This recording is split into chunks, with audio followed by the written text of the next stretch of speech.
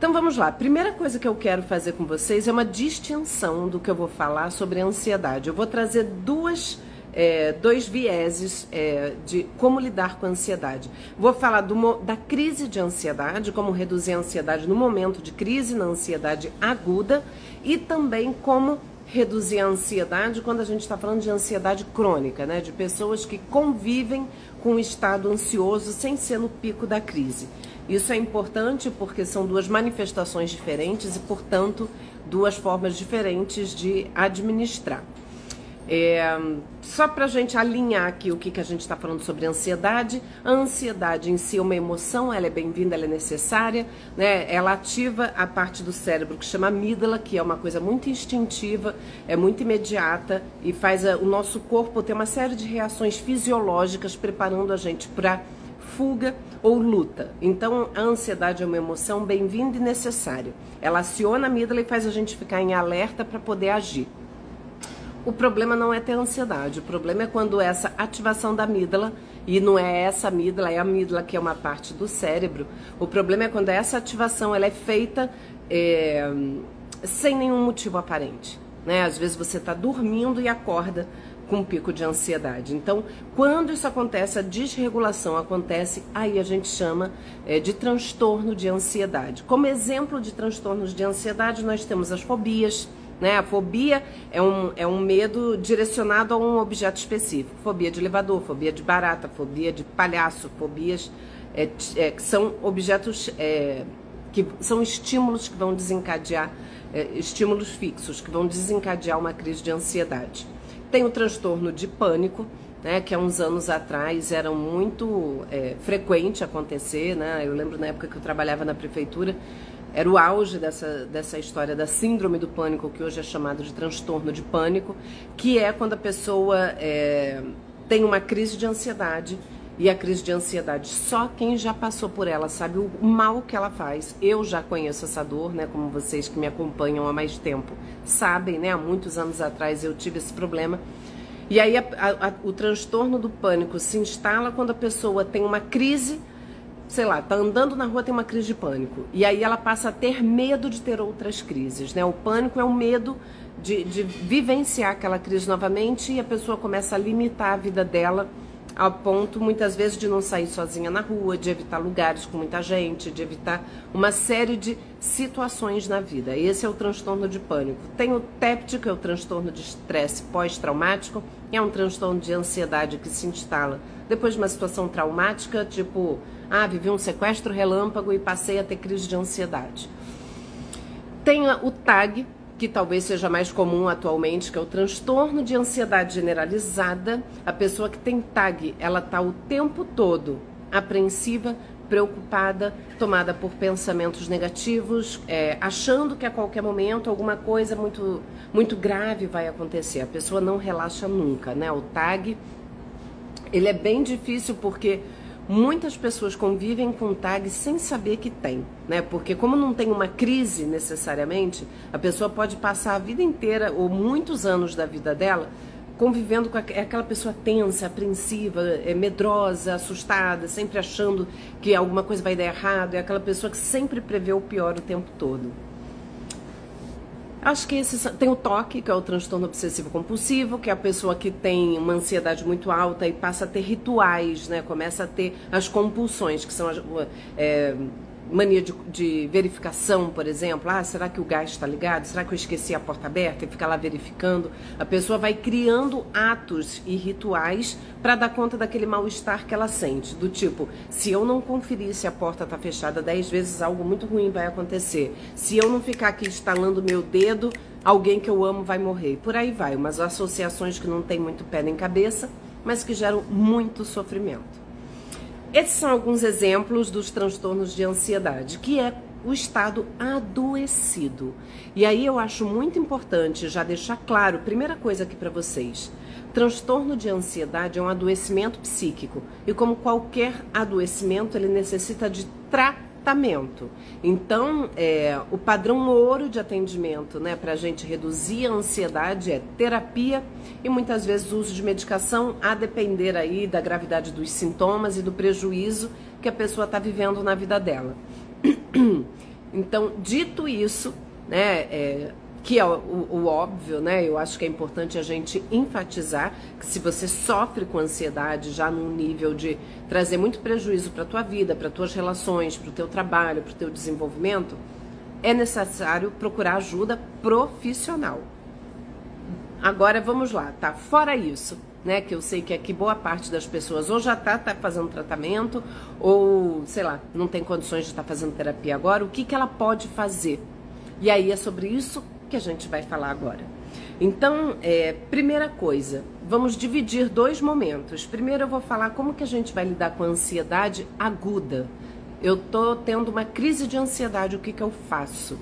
Então, a crise de ansiedade, ela tem muitos sintomas físicos. É insuportável. Só quem viveu essa dor sabe o que é. A sensação de estar enlouquecendo, a sensação de estar morrendo, tendo um infarto, tendo um AVC. Você começa a imaginar que está tendo de tudo, né? A pessoa está lá, vou dar até o exemplo, quem já me conhece, que já está aqui comigo há mais tempo, já me viu dando esse exemplo. Eu tive uma crise de ansiedade dirigindo há 11 anos atrás, voltando, eu estava na linha vermelha, que é uma via expressa aqui do Rio, e tive uma crise de ansiedade. Fui para o hospital, como todo mundo, ainda que eu seja psicóloga, na hora que você vive aquela crise, ela é tão intensa que na minha cabeça eu só podia estar morrendo. Na minha cabeça eu estava infartando, porque eu senti um negócio aqui no coração e comecei a ficar dormente, formiga. Isso são sintomas muito típicos de crise de ansiedade. Aquela pressão no coração, falta de ar, né? Eu, quando tinha crise de ansiedade, eu tinha muita falta de ar. Formigamento nas mãos, sensação de desmaio, sensação de... Eu não sentia meu corpo e fiquei em pânico, né? Porque imagina, eu dirigindo numa via expressa, não tinha onde encostar o carro. Falei, eu vou morrer aqui, né? Eu tô morrendo, vou parar o carro no meio da linha vermelha, que é um lugar até perigoso no Rio. Se não morresse de ansiedade, ia morrer de tiro ali, né? Mas aí eu vi uma cabine da polícia, parei o carro, me apresentei na época, eu era tenente, eu sou a tenente Adriana, não sei o que lá. Larguei o carro no meio da linha vermelha, entrei na viatura, os policiais me levaram pro hospital da polícia. Eu desci do carro, gente, eu não saía do carro sozinha, eu saí carregada, eu não conseguia ficar em pé. É muito louco os sintomas físicos que a crise de ansiedade pode trazer. Essa foi a que eu vivi, mais intensa, tive outras mais suaves, já sabia o que era, enfim. Mas quem já viveu sabe do que eu tô falando. Essa sensação, tem muita gente que tem desrealização, despersonalização, que é quando a despersonalização é a sensação que a pessoa tem de estar fora do corpo. É como se ela não estivesse ali, ela parece estar flutuando, é uma sensação horrível. A desrealização é a sensação de que você não está ali na realidade. Enfim, são sintomas que massacram emocionalmente. Então, se uma pessoa está vivendo esse momento de crise, que é uma crise que os sintomas são reais, né? Eu sempre falo isso para vocês. O paciente que chega com uma crise de pânico, com uma crise de ansiedade, com um ataque de ansiedade no hospital, faz 1000 exames, que foi o que aconteceu comigo. Você faz um monte de exame, no final... não falaram, não é nada, né? Mas falaram, olha, você teve uma crise de ansiedade, muito provavelmente. E aí eu tive até que me afastar na época, 15 dias, fiz um monte de exame e tudo mais, para constatar que de fato eu tinha tido uma crise de ansiedade. Normalmente as pessoas falam, não é nada, é ansiedade, né? Você não tem nada, só foi uma ansiedade. Gente, crise de ansiedade... Não é que não seja nada, você tem uma coisa, só não é orgânica, só não é um problema no coração. Você tem sim um adoecimento, mas ele é psíquico e ele precisa de tratamento, né? Então, e isso, dessa situação, por exemplo, aí obviamente depois eu fui no cardiologista, fiz todo um check-up e ele mesmo me medicou na época e tudo mais, e fazia terapia e tudo mais. Agora, como que a gente controla uma crise? Isso é muito importante a gente ter em mente. É possível sim a gente controlar a crise, a gente aprender a controlar essa crise. Quando vem aqueles sintomas, né, a gente sente quando ele está chegando. Eu sei que a gente sente, porque que eu sentia. A primeira crise não, a primeira meu Deus, tô ficando louca, vou morrer. Depois que você já sabe que aquilo é uma crise de ansiedade, você reconhece os sinais. No meu caso, por exemplo, quando eu ia ter uma crise, eu começava a sentir pelos pés, parecia que vinha subindo pelas minhas pernas, assim, o mal-estar, né? Começava aquele formigamento, eu começava a sentir, parece que a respiração vai ficando curta e você começa, tô passando mal. Eu começava com isso, tô passando mal. Eu entrava numa de que estava passando mal. Como que a gente controla?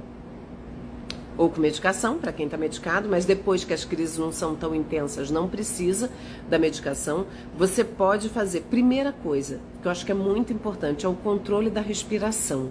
Por que que ele é muito importante? Porque o teu corpo desencadeia uma série de reações fisiológicas, como se você estivesse numa situação de muito perigo. Só que você não está. Então você precisa ter um controle respiratório, porque quando você começa, e um padrão de respiração que funciona bem é o 4-2-4. O que que é isso? Você inspira contando mentalmente 1, 2, 3, 4, segura 1, 2 e expira 1, 2, 3, 4. Então segura e... Quando você começa a inspirar e expirar, você começa a controlar um pouco os seus batimentos cardíacos, você começa a baixar um pouco aquela descarga de adrenalina que você teve, você começa a dar uma controlada. A respiração, ela é muito importante para a gente controlar.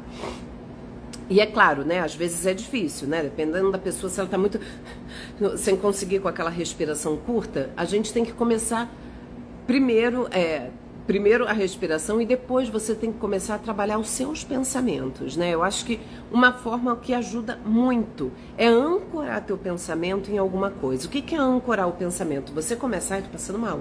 E aí aquilo começa uma crescente na tua cabeça. Ou eu tô ficando maluca, eu tô passando mal, não sei o quê. E aí você fica mergulhada naquele pensamento e tudo que a gente alimenta cresce. Se você alimenta esses pensamentos de pânico, você vai gerar o pânico em você. Então, é tentar controlar o teu pensamento e pensar. É ansiedade. A gente sabe que é ansiedade. E aí você sabe que aquilo não vai te matar, né? Isso é da ansiedade. É respirar e pensar. É da ansiedade. Pensamentos não são fatos. Pensamentos não são fatos. Então eu não estou enlouquecendo, eu não vou morrer. Isso é sintoma de ansiedade. A gente tentar trazer. E aí uma coisa que me ajudava muito era distrair meu pensamento. Tem várias formas da gente distrair. Eu ligava para alguém, né? Por quê? Porque depois que eu tive aquela primeira crise de ansiedade, eu passei a ter crises quando eu estava dirigindo. Não crises tão intensas como aquela, mas começava aquele pânico de, meu Deus, eu vou ter de novo. Aí eu evitava via expressa, queria sempre pegar caminhos onde eu pudesse parar caso acontecesse qualquer coisa. Então, mas eu não deixava de ir. Isso também é muito importante, a gente não deixar a ansiedade dominar a gente. Enfrenta. Eu tive que enfrentar, porque eu trabalhava e trabalho até hoje, longe da minha casa. Então eu tinha que ir de carro, né? Era o melhor meio para mim, né? Às vezes eu tava com farda no carro e tudo. Então a gente precisa enfrentar, não permitir que a ansiedade domine a nossa vida. É a gente ter o controle sobre ela de alguma forma. E isso tudo, gente, eu sei que é difícil, né? Sei por experiência própria, né, que é difícil. Eu sei por relatos de todos os pacientes desses 20 anos que eu atendo. Eu sei que não é fácil, mas é possível e mais do que possível é necessário. A gente precisa trabalhar a nossa mente para isso. Uma forma de distração de pensamento que funciona é, por exemplo, você começou a sentir isso, você está numa sala de reunião. E aí você está lá no meio da reunião e você começa aquele desconforto, né? Que a gente já sabe que, tipo, meu Deus, lá vem a ansiedade, me maltratar de novo. Começa a respirar, né? Não precisa, se não tiver como ficar fazendo muito intensamente, mas ali quietinho, começa a controlar a tua respiração e começa a ancorar teu pensamento. Por exemplo, descrever o ambiente que você tá. Eu tô numa sala, aqui tem uma poltrona, a poltrona é laranja, ela tem uma almofada verde, ela tem uma almofada branca. Pode parecer uma coisa meio maluca, mas não é, porque a gente ancora o nosso pensamento naquilo e para de alimentar a crise. Porque a gente alimenta a crise, a gente alimenta com nossos pensamentos de pânico. Então, quando você começa a ancorar Ah, eu tô aqui, tem uma garrafa, tem um não sei o que, tem um não sei o que lá. Você vai ancorando e vai distraindo a tua mente daquele mal-estar. E aí quando você vê, o mal-estar vai diminuindo. E isso efetivamente funciona para a crise. Então, essas são algumas técnicas que a gente usa para o momento da crise. Controle de respiração, ancorar seu pensamento, distrair a sua mente, tirar o foco. A gente tem que tirar o foco, porque a pessoa ansiosa, ela tem hiperfoco sobre ela mesma, né? A pessoa, quando ela tem ansiedade, ela costuma a estar sempre muito atenta ao que acontece com ela, com o corpo dela, com os pensamentos. A gente fica ali muito mergulhado naquelas emoções. Então é importante que a gente trabalhe isso na cabeça e que você pense sempre.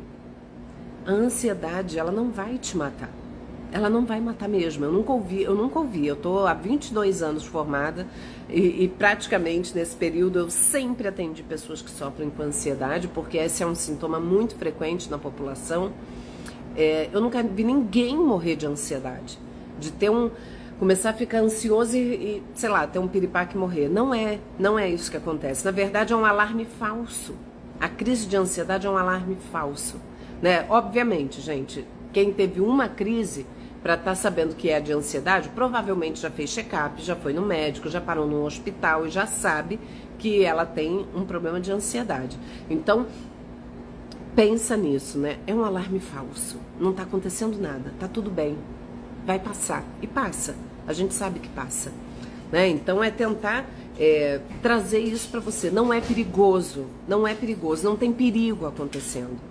Né? Tenta trabalhar a tua mente nisso. Às vezes a gente fica ali quietinho e vai pensando e vai controlando a respiração e vai trazendo o teu pensamento ali para aquelas coisas. Aqui tem um sofá, ali tem uma poltrona, vai distraindo a tua mente e vai retomando o controle da situação.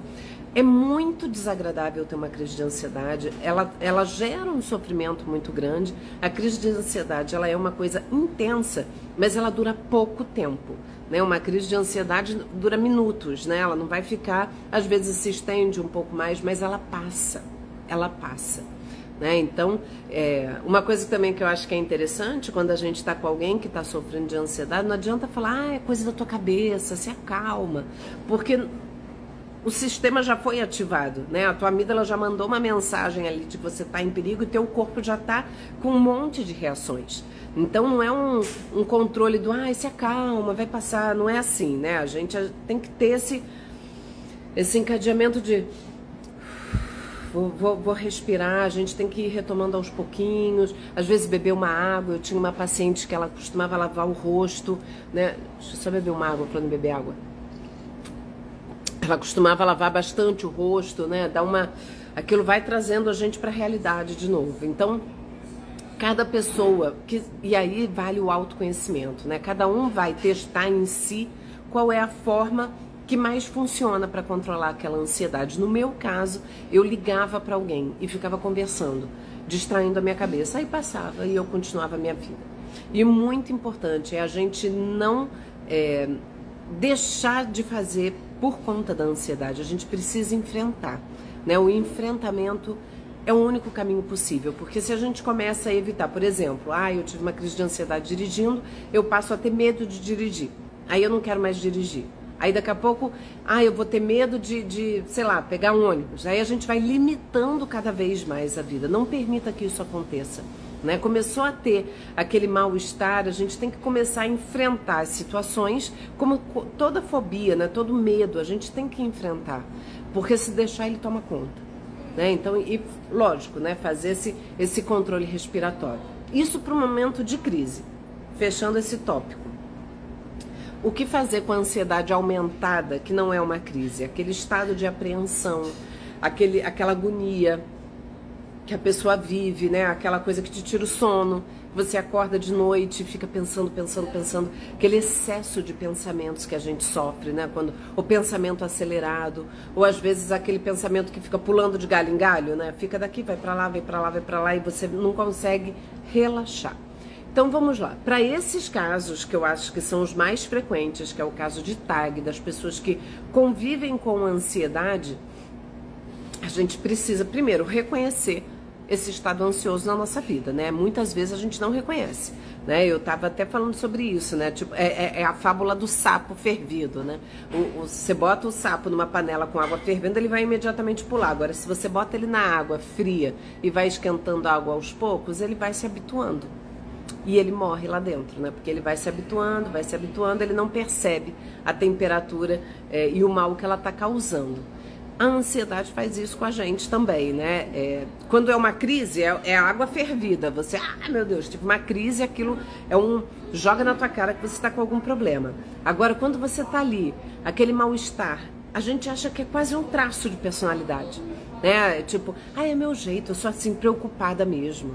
Né? A gente não identifica que aquele jeito apreensivo, preocupado ou muito pessimista, muito negativo, né? A pessoa que é muito negativa, ela está sempre pensando no plano B, C ou D, porque ela sempre está querendo se precaver excessivamente. Tem alguma coisa errada. Um pensamento típico de quem tem essa ansiedade crônica é aquele pensamento de, mesmo quando está tudo bem, está muito bom para ser verdade.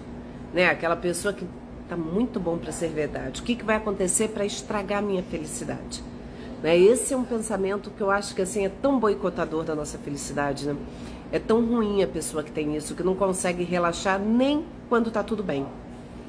Uma coisa assim, as coisas estão indo mal. Gente, a ansiedade todo mundo vai sentir. Sei lá, acontece uma coisa ruim, você vai ficar, né? Vai ficar ansioso. Ou tá na iminência de ter sei lá, vou fazer a prova do Enem amanhã. Ninguém dorme bem em véspera de prova, né? Você tem ali um mecanismo que todo mundo sente. Agora, quando tá tudo bem. E aí eu tive até uma paciente que falava isso, que ela começou a perceber que a ansiedade dela não era normal quando ela estava na praia. Ela estava bem, estava todo mundo na praia, ela estava ali feliz, contente, aí de repente ela parou e falou, pensou com ela, né? Nossa, tá tão legal aqui, tá tão bom, eu tô com medo que alguma coisa estrague isso tudo. E aí ela não conseguia nem curtir e relaxar aquilo que estava bom, porque estava tão bom que ela tinha medo de perder. E aí ela já estava perdendo aquela sensação. A partir daquele medo, ela já está estragando aquela emoção boa que ela estava vivendo.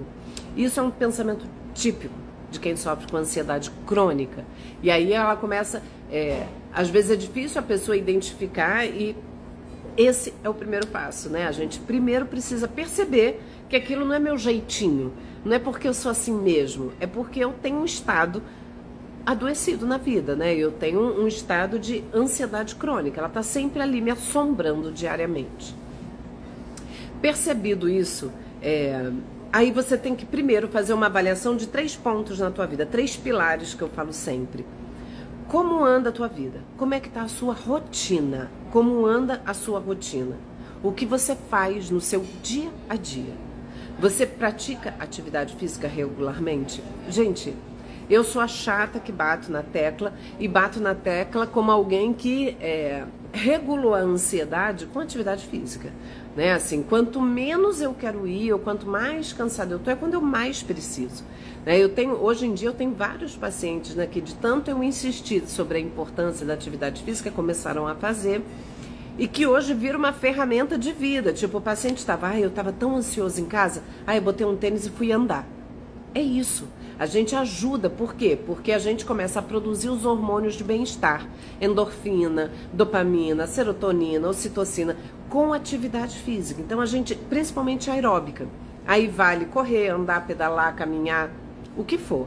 Né? Quando a gente se movimenta, não é à toa que a gente sai da academia ou sai de uma atividade física intensa, a gente sai com uma sensação de bem-estar. Esse bem-estar é porque a gente mexe nesses hormônios do bem. Então, não tem jeito. Tratamento para ansioso sem atividade física, não dá.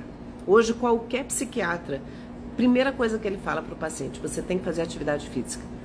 E tem que fazer. É questão de saúde mental. Eu não tenho tempo. Se você não tiver tempo para você regular uma atividade física para o seu bem-estar, você vai arrumar um tempo para ficar doente, porque você vai ser parado pela tua ansiedade. Vai ser parado. Por quê? Porque a ansiedade, gente, aí vale aqui um parênteses. A ansiedade não melhora com o tempo. Adoecimento psíquico não melhora com o tempo. Não é, eu tenho uma paciente super deprimida, com tentativa de suicídio e tudo. Eu falei, mas por que você demorou tanto para procurar a terapia? Ah, eu esperava passar. Como assim? Gente, não passa. Adoecimento psíquico não passa sozinho. A gente tem que ter atitudes de mudança, a gente tem que ter tratamento, a gente tem que mudar, a gente tem que perceber que aquilo não tá legal. Cuidado com a síndrome do sapo lá fervido. A gente vai ficando ali naquela panela, vai cozinhando ali aquelas dores sem perceber. Então, o que passa de dor, algumas dores emocionais passam com o tempo, claro. O luto, por exemplo, passa com o tempo. Por quê? Porque o luto não é um adoecimento. O luto é um estado que a gente passa, né? O luto não só no sentido da morte de alguém, mas o luto de alguma situação que se acaba. A gente vive aquele luto, né? O luto da perda de um emprego, o luto de um término de relacionamento. É aquela dor da perda, a gente elabora num processo de luto. O luto, o tempo ajuda a melhorar. Fato, mas o luto não é adoecimento. Ansiedade, transtorno de ansiedade é um estado adoecido. Ele não melhora sozinho. Ele não melhora sozinho. Né? A gente tem que fazer alguma coisa. Sempre. E o que eu tô aqui para falar para vocês não é um caminho fácil, mas é um caminho que funciona. Né? Eu não vou vender facilidade para vocês, porque isso não existe. A gente quer hoje o imediatismo. Né? Me fala aí o que eu faço para melhorar. Não é uma coisa... amanhã você tá boa. Não é assim. É um processo. E esse processo, ele exige da gente esforço. Não tem outro caminho. Então você vai ter que se esforçar. Ah, eu não tenho tempo. Gente, eu também não tenho. Quem me acompanha aqui sabe, eu acordo 5h30 da manhã para malhar. Ah, mas é muito cedo. Gente, cada um sabe. Eu sei o que é sentir ansiedade. Você sabe? Se você sabe, você vai se esforçar. Eu sei o que é ter crise de ansiedade. E acordar no meio da noite, acordando meu marido dizendo que eu tô morrendo. Então, assim, não dá, né? Então a gente precisa parar do vitimismo, do eu não consigo, é difícil, para uma coisa mais potente. Então, voltando aqui o que a gente primeiro tem que regular na nossa vida para depois falar da ansiedade. Atividade física. Segundo ponto, noite de sono. Você precisa ter um sono de qualidade. Ah, eu durmo 4 horas, mas são boas 4 horas. Não, gente, não existe isso. A gente precisa, pelo menos, uma pessoa adulta, de 7 horas de sono de qualidade. Porque a gente faz ciclos durante o sono, né? A gente tem aquele ciclo, a parte do sonho, depois o sono profundo, e a gente vai ciclando na noite. A gente precisa restabelecer o nosso cérebro. E para restabelecer isso, né, para ele poder fazer aquelas limpezas, para reter o aprendizado, para todo o funcionamento do nosso corpo, a gente precisa dormir. Dormir. Ah, mas é justamente isso que é difícil. Eu tenho ansiedade, eu não consigo dormir. Então a gente precisa começar a regular esse sono. Como é que a gente faz para regular o sono? A gente não regula o sono pela hora que a gente vai dormir à noite. O que a gente mais vê hoje é a pessoa com a vida toda bagunçada, sem horário para dormir, acordando muito cedo, ou que mesmo que durma tarde, acorda tarde, a pessoa toda bagunçada na vida. E aí, como é que a gente faz para regular o sono?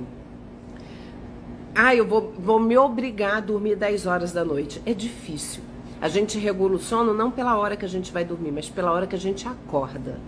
Então, assim, eu vou regular meu sono. Eu preciso dormir 8 horas por noite e eu tô com sono muito bagunçado, eu tô dormindo muito tarde, eu acordo sem horário, faço uma bagunça danada. Então, estabelece pra você, sei lá, 7 horas da manhã. Todo dia eu vou acordar às 7 horas. Coloco o despertador para as 7 horas todo santo dia. Ah, mas eu dormi ontem 3 horas da manhã. Não importa, acorda às 7. Porque quando for à noite, você não vai dormir 3 horas da manhã de novo, porque você vai estar exausto. Então, regula teu sono pelo horário de acordar. Quando a gente acorda e dormiu pouco, aí não dorme durante o dia. Óbvio, né? Você não vai dormir depois do almoço, porque você vai zoar tudo. Então, acorda todo dia às 7. Acorda. Você vai obrigando o teu corpo. Nós somos seres de hábitos. A gente cria o hábito. Eu acordo cedo a semana inteira. Você acha que sábado e domingo eu acordo meio-dia? Nunca, jamais. Meu horário de acordar sábado, quando é tarde, é 8 horas da manhã. Porque eu já tô condicionada. Eu acordo segunda, quarta e sexta às 6h20 e eu acordo às terças e quintas, amanhã é dia, às 5h30. Porque é o horário que eu tenho para minha atividade física. E aí chega sábado e domingo, eu acordo 8 no máximo, quando eu normalmente eu acordo 7h30, naturalmente, eu nem preciso botar despertador. Então, façam isso, acorda todo dia naquele horário, quando você vai passar a sentir sono mais cedo. Tem um monte de gente que me pergunta, nossa, como é que você aguenta acordar às 5h30? Porque eu durmo 10 horas, no máximo. Né? Quando eu tô muito cansada, eu durmo até mais cedo. Esse domingo eu tava exausta, porque eu não tinha dormido bem de sábado para domingo. Eu dormi domingo, era 9 horas da noite, sei lá, apaguei. Então, assim, a gente vai aprendendo a regular. A gente precisa regular o sono. Ponto 3, alimentação.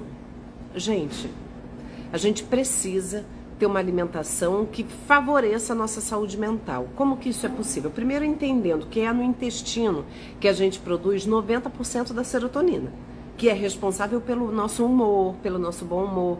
Então, assim, a gente precisa cuidar da alimentação. Não tem outro caminho.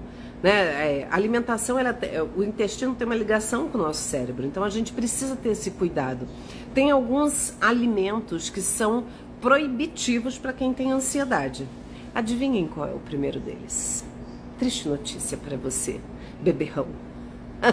É o álcool. Gente, o álcool é um veneno para quem tem ansiedade. Desculpa, mas essa é a realidade. Ah, mas eu bebo para relaxar. Mas não vai acontecer, sabe por quê? O álcool, quando a gente ingere, ele é um vasodilatador, ele vai dilatar as nossas veias, artérias, e aí vai obrigar a aumentar a adrenalina para poder manter a pressão. E aí o que acontece? Nessa regulagem do nosso corpo, no dia seguinte tem um efeito rebote de aumento de ansiedade. E isso é real. Isso é real. Eu tinha um paciente que tomava cervejinha toda vez antes de dormir. Ah, 2 garrafinhas, uma cervejinha, toda vez não, mas com muita frequência. Né? Ele bebia assim para dar uma relaxadinha, ele era muito ansioso, muito. E ele mesmo começou a perceber que toda vez que ele bebia de noite, ele acordava muito ansioso. Muito ansioso, ele acordava passando mal. Então, assim, gente, é uma ilusão achar que o álcool relaxa. Ele pode até trazer um relaxamento imediato, né? Mas ele não vai tratar a tua ansiedade, ele vai te deixar mais ansioso pelo próprio mecanismo que a gente tem para metabolizar o álcool. Então, primeira coisa, esquece álcool na tua vida, sinto muito. Pelo menos até você estar sob controle, né? E é engraçado isso, eu acho que até as pessoas ansiosas intuitivamente já sabem disso, porque a maioria dos pacientes que eu atendo, pelo menos, e eu atendo muita gente com ansiedade, quase nenhum bebe. Eu acho que começa a perceber, às vezes nem tão conscientemente, mas que aquela bebida não faz bem.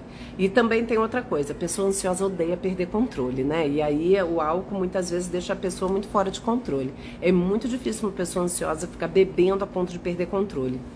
Isso também é interessante, né? Bom, um outro alimento que faz muito mal pra gente, açúcar.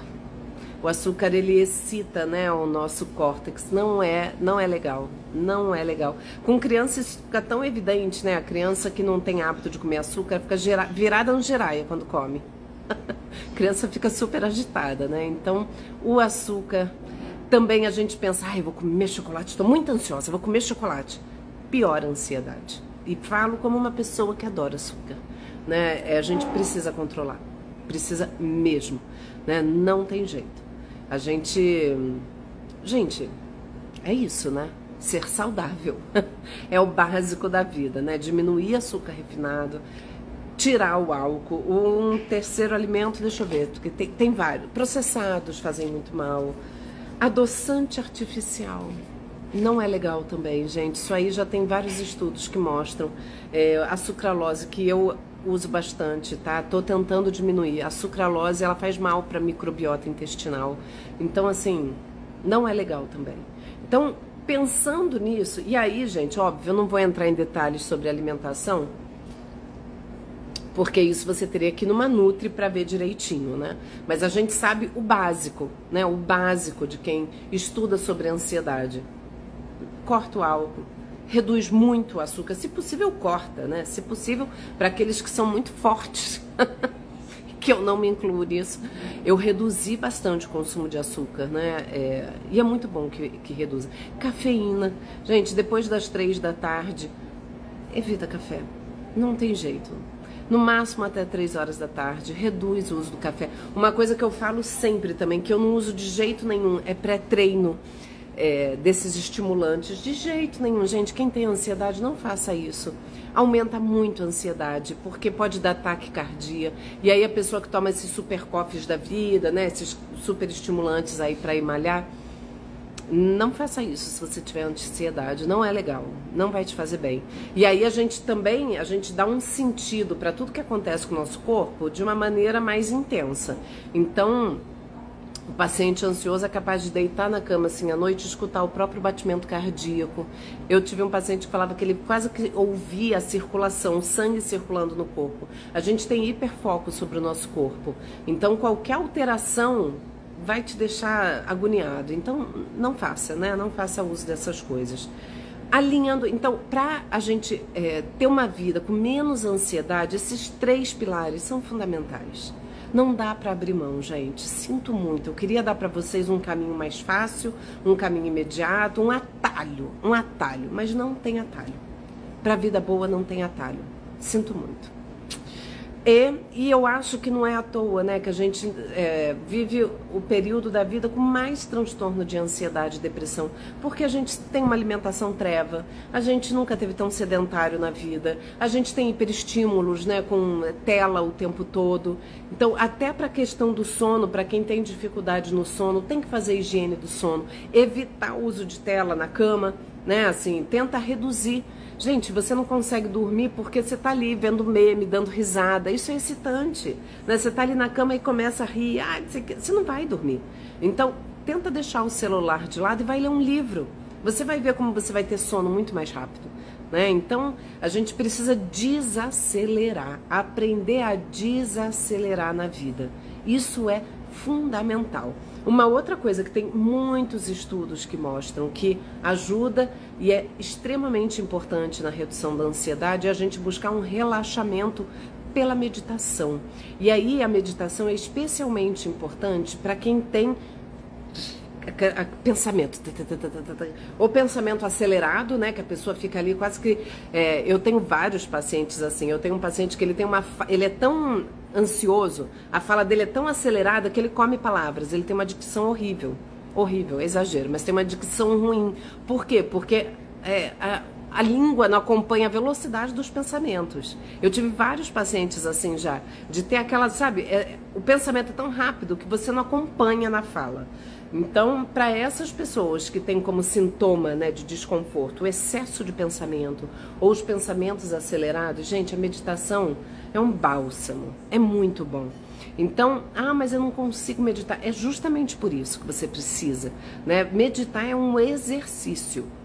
Uma vez eu fiz um curso de meditação transcendental e como toda ansiosa, né, cheguei lá, né, tipo, cadê a ansiedade? Cadê a paz interior? Tô com pressa.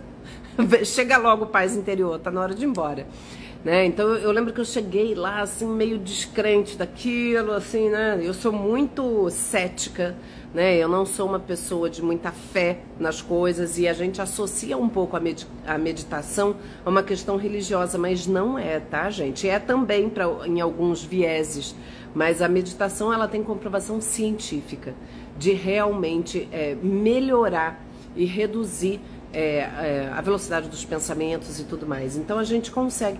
E eu ia lá, gente, era maravilhoso, eu saía de lá tão bem. Eu fui eu fiz um curso mesmo, então eu ia uma vez por semana, ia aprendendo as técnicas da meditação transcendental, né, a maneira que você tinha de ir lá induzindo aquele relaxamento. Gente, eu me sentia bem num nível surreal. E eu sou uma pessoa que tô sempre ali, né? Eu nunca mais tive crises de ansiedade como tive no passado, mas eu sou uma pessoa que tô sempre atenta porque eu sei que eu tenho uma tendência a me sobrecarregar. E a sobrecarga traz ansiedade, né? Isso aí também é outro ponto super importante para quem sofre de ansiedade. Depois de olhar a tua rotina e acertar essas questões, é olhar um pouco para si, né? O que você tem feito? Como é que você lida com as questões? Você é uma pessoa que se hiperresponsabiliza por você, pelo bem-estar de quem está à sua volta, compra barulho de todo mundo, está sempre ali engajado demais nas questões de todo mundo. Também é uma questão de você começar a botar um freio interno, né? Assim, de não querer abraçar o mundo, de não querer dar conta de tudo, de começar a aceitar as próprias falhas, os próprios limites. A gente precisa respeitar isso. Muito. A crise de ansiedade, ela chega não só quando a gente está numa situação de estresse. A crise pode vir até quando a gente se excede com coisas que a gente gosta muito, né? Então, por exemplo, eu amo a psicologia, amo trabalhar, eu tenho um envolvimento com o campo da psicologia muito intenso, sempre tive, sempre fiz, abri muitas frentes ao mesmo tempo, aceitava 1000 convites diferentes e aí ficava surtada, né, de excesso de trabalho. Então, assim, não é que eu não goste, eu gosto muito, mas aquilo tem que ter um limite. E aí hoje eu manejo, nossa, muito melhor. Né? Hoje eu entendo o meu limite, eu falo, não tem condição, esse mês eu já estou fazendo isso e aquilo, não. Isso aí eu não vou fazer. Né? A gente começa a perceber aonde que está exagerando, começa a respeitar um pouco mais o próprio tempo, porque senão a gente também fica com aquela sensação de que está perdendo o bonde o tempo todo. Né? A gente está ali, é aquela sensação de eu tenho que participar de tudo, eu tenho que estar em tudo, eu tenho que fazer tudo, porque você não quer perder nada. E tem que tomar muito cuidado com isso, porque isso é extremamente adoecedor. Então, olhar para esse funcionamento com muito carinho, olhar para você mesmo com muita generosidade, assim, né? De entender tua história, se respeitar, não se cobrar demais, tirar essa faca no pescoço, que é a gente que se coloca. Né? Deixa eu só olhar a hora aqui, gente. Uf, Maria, 15 para as 9 já. Então, só para a gente fechar, para eu abrir para vocês perguntarem... Isso é uma coisa que a gente tem que pensar muito. Isso Viktor Frankl fala na logoterapia. Nós não somos frutos das nossas condições. Nós somos frutos das nossas decisões. O que você decide para você é o que vai gerar o teu bem-estar. Então, assim, quais são as escolhas que você tem feito na tua vida? Porque se a gente começa, mas é porque você não sabe da minha realidade, todo mundo tem dificuldades, né? A gente não pode ser resultado das nossas condições. Em última instância, eu sempre vou ter uma liberdade de tomar uma decisão diante daquilo que me acontece. Eu posso escolher a maneira como eu reajo àquele evento. Eu não escolho os eventos, porque eles acontecem independente da minha vontade. Mas entender que eu escolho. Né? Então, assim, mas eu não tenho tempo de fazer atividade física, mas você não conhece a minha realidade, eu não tenho tempo, eu não consigo. Como que a gente pode fazer, então? A vida só tem, a gente tem esse espaço aqui, né, de vida, a gente não tem 10 vidas para tentar depois, né? A gente tem que entender que a gente tem que trazer o bem-estar para o nosso tempo presente, não é lá na frente eu não sei, né? Trazer a nossa mentalidade para o presente. O que é importante para mim? Será que eu preciso disso tudo? A gente também tem que adequar um pouco, né, do que a gente espera, daquelas expectativas que a gente cria para a gente mesmo. Será que eu estou colocando expectativas muito altas, que estão além do que eu posso dar conta? Né? A gente precisa rever esses pilares da nossa vida. Não adianta você querer um resultado diferente se você permanece agindo da mesma forma. Isso aí é uma coisa que é senso comum já. Não posso ter resultado diferente fazendo a mesma coisa. Mas é o que vocês querem. Né? Quando a gente fala, tá todo mundo, cadê a virada de chave? Cadê o brilhantismo aqui para eu acordar sem ansiedade amanhã? Não é assim. Então, se você quer resultados diferentes, faça mudança na tua vida. Faça mudança. Começa a se cuidar. Começa a olhar para si. Começa a olhar um pouco para a tua história. Honra a tua história. Né? Entenda que você olhe para o que você tem de positivo também. Eu falo isso sempre, né? Assim, a gente tem que olhar para a nossa história e, apesar de tudo, eu tô aqui. O que me trouxe até aqui? Não é o que me falta ou o que me faz mal, né? A gente olha muito para aquilo que falta, para aquilo que a gente não tem, para o nosso ponto fraco. Quais são as minhas forças? O que me trouxe até aqui? O que me faz ser quem eu sou, apesar de tudo que eu vivi, apesar de todas as dores, de todas as perdas, eu tô aqui. O que me traz até aqui? É importante a gente olhar para isso, porque isso é o nosso potencial. Isso é a nossa força. E eu tenho que saber quais são as minhas forças, para eu poder potencializar as minhas forças. E não só olhar para aquilo que eu tenho de ruim, porque a gente só foca o que é ruim. Então eu olho para minha ansiedade, eu olho para minhas perdas, eu olho para aquilo que me falta, eu olho para aquilo que... eu seria tão melhor se eu tivesse isso, se eu... Tá, mas o que me trouxe até aqui hoje? Quais são as minhas forças?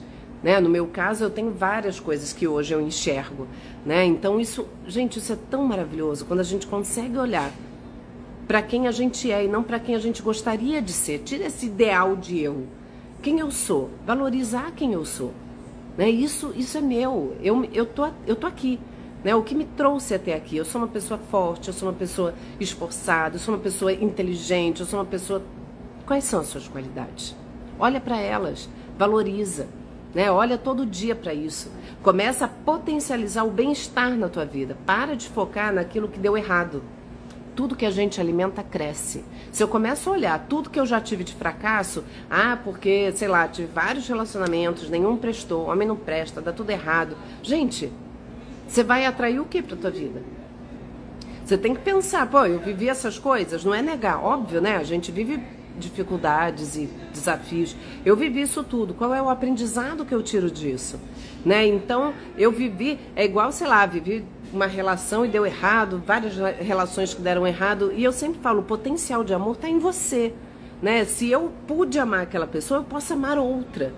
Esse potencial de amar está em mim, não está no outro. A pessoa saiu da minha vida, levou qualquer possibilidade de amor? Claro que não. Ela perdeu uma oportunidade de ser feliz comigo. Eu vou tentar ser feliz com o outro agora, porque o potencial de amor está em mim, não está no outro. Então, enxergar para aquilo que a gente tem e não para aquilo que a gente falta, também eu acho que é uma janela para a vida. A gente tem que abrir essa janela para a vida. Porque porta na cara a gente já toma bastante, não é mesmo? Gente, eu vou abrir agora para os comentários. Vamos lá. Podem perguntar, podem tirar dúvidas, podem... Enfim, eu espero ter sido clara. Eu sempre fico com essa sensação... de, meu Deus, o que faltou, né, para poder explicar. Oi, Lori, quanto tempo? Boa noite. Tem muito tempo, né, que a gente não se fala. Tem sempre um gap, né, gente, quando eu termino, quando eu abro. Boa noite, Marcela. Quanta gente voltando, né, pessoal das antigas. Rosa Maria, toma o prazolam para dormir. Você acha que atrapalha? O prazolam, você teria que fazer um desmame dele, né? Você toma medicado por alguém? É um médico que te passou? Gente, remédio para dormir causa dependência. Esse é um problema. Esse é um problema, né? Que eu acho que você precisa desmamar desse remédio o quanto antes. Mas não é fácil, né? O ideal é você fazer com acompanhamento médico, né? O alprazolam não atrapalha no sentido da ansiedade, mas ele causa dependência e causa outros problemas. Ricardo, boa noite. Boa noite, Paty. Edna, nossa, que live maravilhosa. Estou bem mais leve. Ai, que bom, Edna. Walt Disney, muito clara e objetiva. Amei e relaxei mais. Ai, que bom. Lori, você sabe que eu tenho pânico há anos. É inferno. Paz, parabéns, infinita gratidão pela ótima live, uma ótima ajuda para o meu tratamento para depressão ansiosa, uma super injeção de ânimo. Ai, que bom, gente, que delícia ouvir isso. Ju, amei todas as suas considerações, que maravilha, gente. Carmen, boa noite. Rogério, estou pensando em trocar de emprego, estou há 8 anos na mesma empresa. E o que você quer dizer, Rogério? Gente, trocar de emprego também é importante. Se a gente está infeliz onde a gente está, a gente precisa construir uma saída. Então, Rogério, por exemplo, trocar de emprego é necessário um planejamento, né, financeiro para isso. Não é meter o louco e se jogar e depois se esborrachar ali na frente. Mas é construir uma saída. Quando a gente não está feliz onde a gente está, a gente constrói essa saída.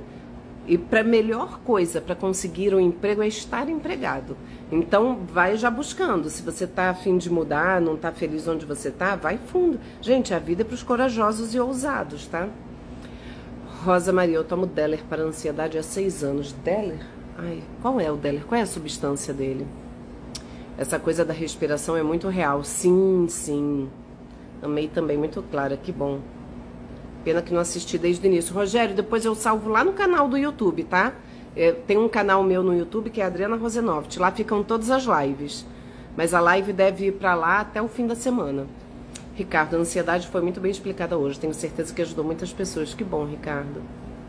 Ceissa, sua live é uma verdadeira meditação. Eu sempre falo, não é terapia, mas é terapêutico, né? Maria Lúcia, as questões hormonais afetam a ansiedade. Sim, Maria Lúcia, afetam muito, tá? Muito. Piora, tá? Ansiedade e depressão aumenta muito na menopausa. A gente tem que estar atento a isso. E além de... eu faço reposição hormonal. E antes de fazer, eu comecei a sentir uns mal-estar estranhos. E sim, afeta. E a gente fazendo atividade física, cuidando da alimentação, quem puder fazer um acompanhamento com reposição hormonal, melhora. Walt Disney, hoje o médico me passou um fitoterápico para dormir bem, pois ultimamente não tenho um sono reparador. Tem vários, Walt Disney, bem lembrado, Sintocalme, Ansiodoron, tem vários que ajudam, tá, fitoterápico. Eu uso melatonina para dormir, porque é um suplemento. Depois dos 40, a gente produz bem menos melatonina. A melatonina me ajuda a ter um sono de mais qualidade. Recomendo, tá? Melatonina é suplemento, não é remédio, você pode tomar, não faz mal, né? Então, mas não é um remédio, não é um indutor de sono, mas ele ajuda bastante. Lore, a respiração muda os sentimentos, fazer a técnica acalma-se. Sim, sim, Lore, muda sim, é muito bom. Me trouxe paz, que bom, sei, amei a live, que bom, Carmen. Rogério, eu nunca tive ansiedade, adquiri a ansiedade onde estou atualmente.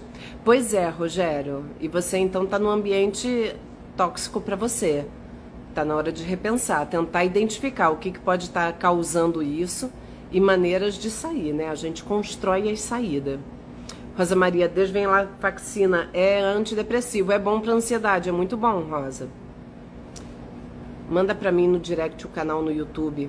É o meu nome, Rogério, como o meu nome do Instagram, Adriana Rosenovich. Meu nome não tem outro. Só das minhas irmãs, elas não têm YouTube. Rosa, estou fazendo reposição hormonal. Que bom. Que bom mais ou menos, né? Eu ganhei peso, mas a gente tem que escolher o difícil que a gente vai lidar, né? Maura. Fui no psiquiatra e pedi fórmula fitoterápica para sono e ansiedade. Detesto o remédio tarja preta. Então, Maura, se você ouviu tudo que eu falei, né, com relação a... Antidepressivo não é tarja preta, só um detalhe, tá, gente? Antidepressivo é o remédio de tratamento para ansiedade, para alguns transtornos que estão muito fora de controle, é bem importante. Ele não é tarja preta, ou seja, não causa dependência. Remédio tarja preta são os ansiolíticos, calmantes, Rivotril, Alprazolam e por aí vai, tá? Mas a fitoterápica tem muita gente que funciona bem, né? O Ansiodorum, tem o Sintocalme, tem vários na farmácia hoje em dia para isso. Suplemento que ajuda também, triptofano, eu uso triptofano, magnésio e melatonina, ajuda bastante, tá? Isabel, boa noite, sempre bom te ouvir, me vejo exatamente assim, um sapo em água morna e sempre buscando o plano B, C, D, mas melhorando e vendo que apesar do difícil caminho eu não desisti. É isso aí, Isabel, ter consciência já é um grande passo. Rogério, comecei a fazer desmame do escitalopram e coincidentemente junto com o estresse da empresa tive uma recaída. Sim, para fazer o desmame a gente tem que estar num cenário mais estável, tá? E eu tenho vários pacientes que eu acompanho, tipo, eles iniciam a medicação, a gente acompanha o desmame tem que ser num cenário mais estável, senão realmente as recaídas podem acontecer, tá? Paz, meu desafio para o tratamento para depressão ansiosa tem sido realmente esse, superar dores crônicas e focar mais nesses 3 pilares. Adriana, essa live está sendo ótima para continuar a caminhar e pilates. Que bom, faça isso.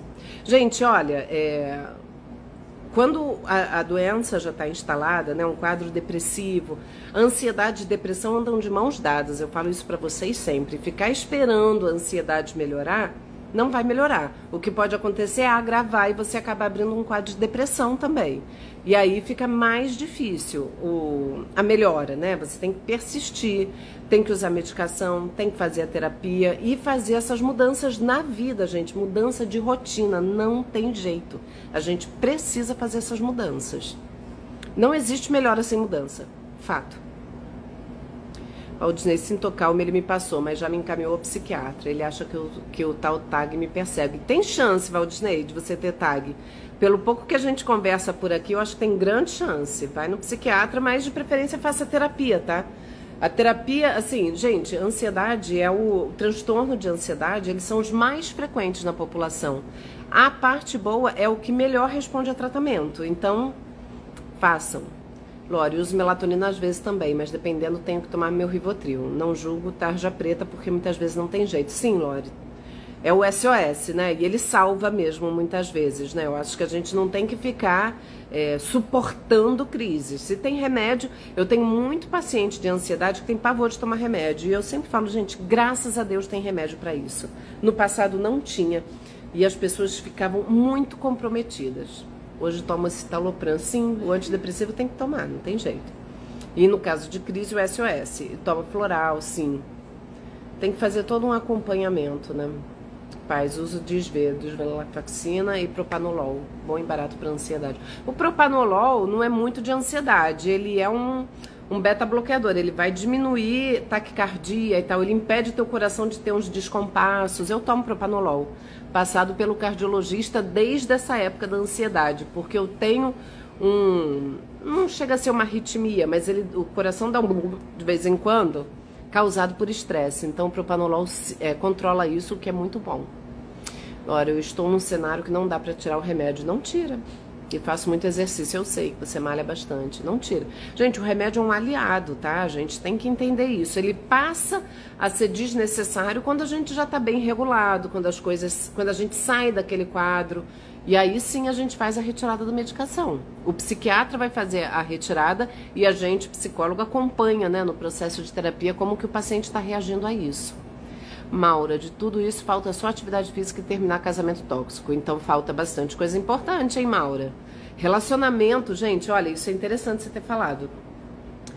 Na psicologia positiva, né, além tem tanta coisa bacana que eu vou trazer ainda para vocês, mas as relações afetivas é base para nossa saúde mental, tá?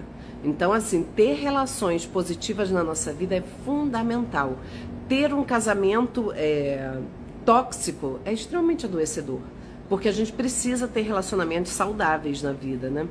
Isso aí tem muitas pesquisas que mostram, né? Inclusive que pessoas casadas vivem mais e melhor.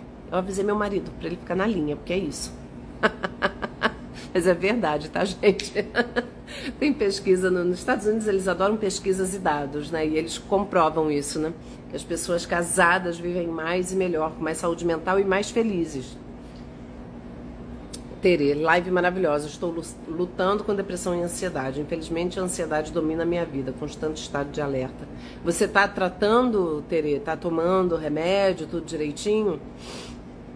Gente, quando os sintomas são muito intensos, a gente tem que tomar remédio. Eu tomei remédio. Eu tomei sertralina por 1 ano e meio, talvez. Tem que tomar. Quando tá muito brabo, gente, Deus me livre, ficar sofrendo. Já dizia Sandra de Sá, não estou aqui para sofrer. Vamos tratar. Rogério, eu posso tomar triptofano mesmo tomando citalopram? Triptofano é suplemento, pode, tá? Não tem problema nenhum. Nesse momento de recaída de ansiedade, eu li que pode potencializar o efeito do citalopram. Isso procede? Eu não sei disso, não. Eu não vejo nenhum problema com isso, não. Nunca vi ninguém falar disso, nem psiquiatra, tá? Se você tá na dúvida, conversa com seu psiquiatra. O psiquiatra é que vai te dar essa orientação. Mas de tudo que eu conheço, né, não vejo problema. Não tem problema, não. Mas vê direitinho. Juliana, transtorno de ansiedade social. Melhorei muito com terapia. Que bom. Que bom, ansiedade social judia bastante também, né? Maura, viver com alguém acomodado só piora a minha ansiedade, nosso time é diferente. Pois é, Maura, é complicado mesmo. É bem complicado. Sabe o que é complicado? É porque a gente não muda o outro. E aí, quando num relacionamento, se a gente percebe, ou a gente tenta mudar para ver se a gente se adequa ou tenta ver alguma coisa, ou a gente se muda, né? Porque mudar o outro não acontece. Márcia, estou super ansiosa e só tomo fitoterápico, que ajuda sim, ajuda sim, tá? Só nos quadros já mais graves fica mais difícil. Paz, eu também continuo no momento hiper desafiador e tenho dores crônicas muito fortes, que mesmo com a atividade física não dá para parar com os remédios, faço psicoterapia também. Que bom, então continua se tratando, né? A gente nunca pode desistir da gente.